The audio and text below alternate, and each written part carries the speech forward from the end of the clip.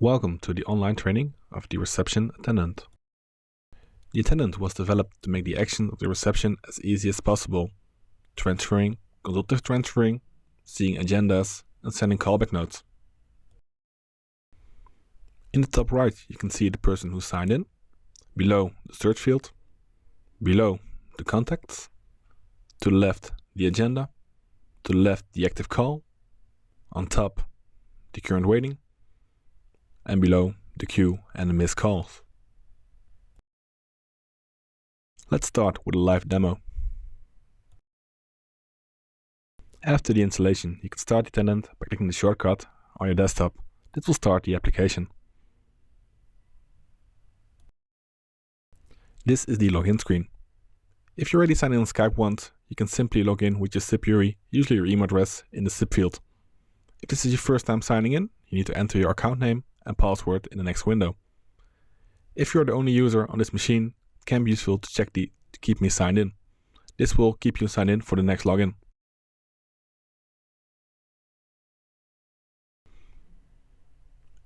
In the top right, you can see who's logged in. In this case, it's Michael Park. You can change your status by clicking on the photo, name, or on the button. You can switch your status to available, busy, do not disturb, be right back, away, and sign out to log in with a new user. Below we have the search field.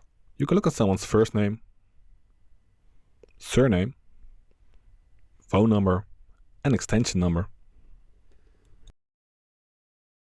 Below we have the different groups. Frequent contacts is an automatically generated list based on your transfer behavior, where the persons you transfer most to will be on top.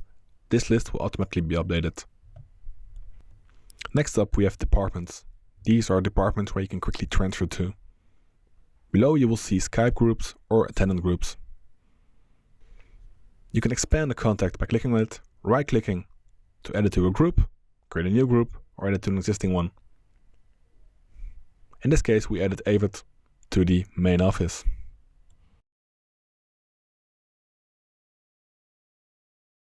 You can start a chat with a contact by clicking on the chat icon. This will open up a new window.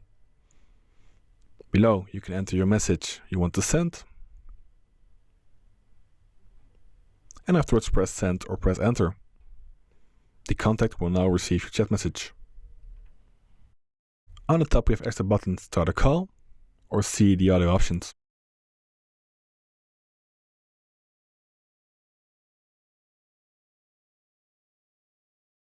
To call a contact, click on the call button once to call Skype, or long press it to show other phones like Skype, mobile, work phone, or other phones.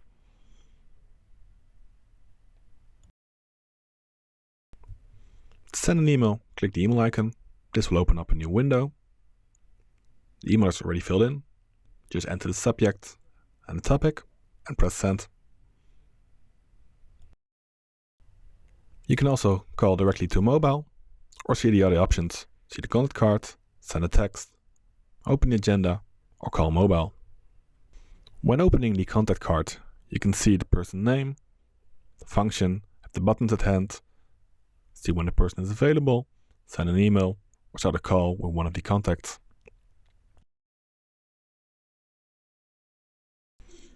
In the organization tab, you can see who is the manager or who directly reports to that person.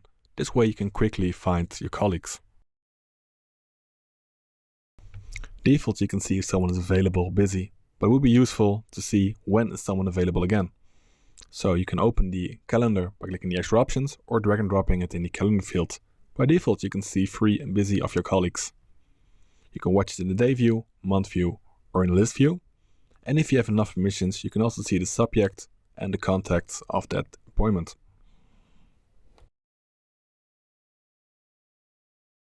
The main function of the attendant is receiving and transferring calls.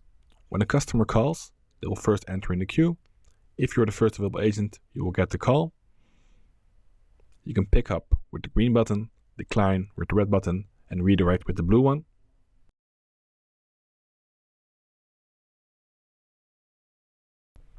After picking up, you can put the customer on hold with the yellow button, disconnect with the red one, and transfer with the blue one.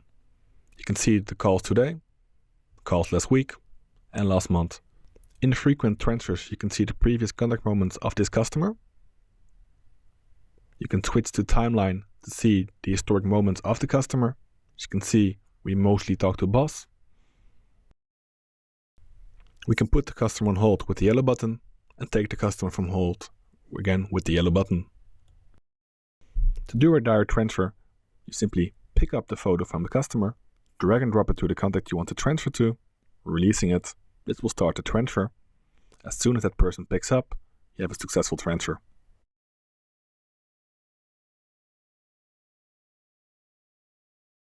Besides the direct transfer, you can also do a consultative transfer.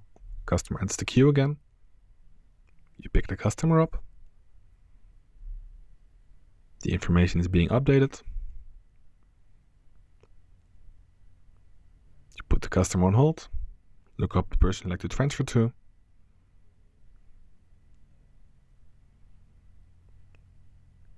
You can call that person. As soon as the agent picks up, you can switch with the customer, notifying that he will be transferred. And then do a transfer by simply drag and dropping the colleague on the customer or the customer on a colleague. In the previous scenarios, someone was available straight away. In some cases, the person you'd like to transfer to isn't always available. In this case, the customer calls again. So you can see that the colleague right now is on Do Not Disturb. You can check his agenda to see if he's available again, or you can leave a callback note. To the left, you can switch to the note field, start up a new note, fill in the text you like to send, and drag and drop the note to the contact using IM or email. You can read your note, you can see the to, you can see the subject, you can see the message that you are sending a note with this title, with this message. We're also sending customer information. You can press send, and you can also send a reminder to yourself or delete the note. Another useful functionality is the visitor plugin. Here you can see if there are still pending visitors for today. We check the agenda of the reception, see if there's an external visitor and an internal contact. You can check in a person by simply opening up the meeting, select check-in.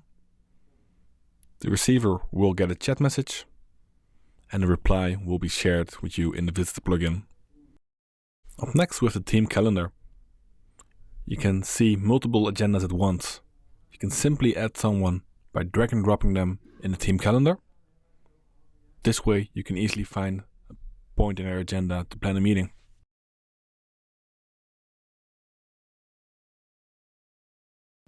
The last tab we have is the call history. Here you can see all your dialogues, incoming, outgoing, or missed. Here you can quickly call someone back with just a click of a button. This concludes the training. You can find more installation online on golive.workspeople.com. Thank you for watching.